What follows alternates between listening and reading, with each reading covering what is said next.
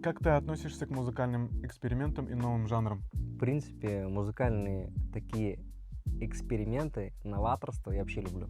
Когда что-то свежее, что-то совсем необычное, что я вообще нигде не слышал. У меня мозг очень сильно перенасыщен. И, естественно, мне нужно в треке что-то очень новое. Что ты перестал делать, и тебе сразу стало легче? Перестал говорить всем «да». Скорее всего, наоборот, я научился говорить «нет» людям, и мне сразу стало легче. Что тебя вдохновляло на сочинение новых песен, мелодий? У меня очень вдохновение, знаешь, откуда идет? Когда я первые свои звуки скачал вот в компьютер, там были скрипки. Вот просто сам тембр, он тебя вдохновляет на сочинение каких-то новых мелодий. Сейчас для тебя будут звучать популярные треки, и во время паузы тебе нужно будет продолжить.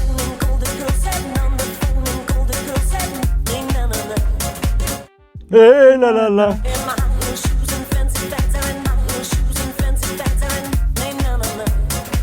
Эй, ла-ла-ла.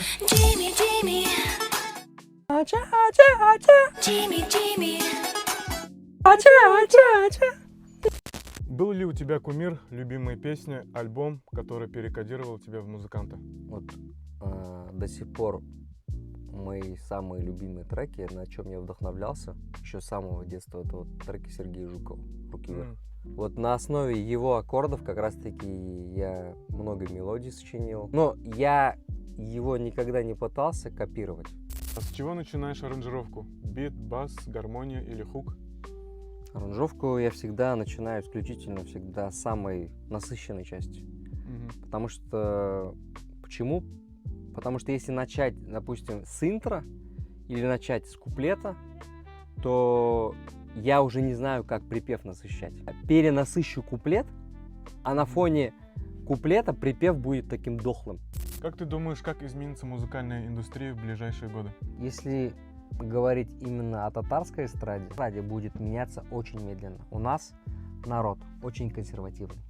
У нас новшества не любят. У нас должны появиться новые свежие люди, которые будут диктовать этот новый стиль. Эльмир, бро, большое спасибо тебе за это интервью. Друзья, на этом наш эфир подходит к концу. Всем добра, удачи. Подписывайтесь на наш канал, ставьте лайки, пишите комментарии. Пока-пока.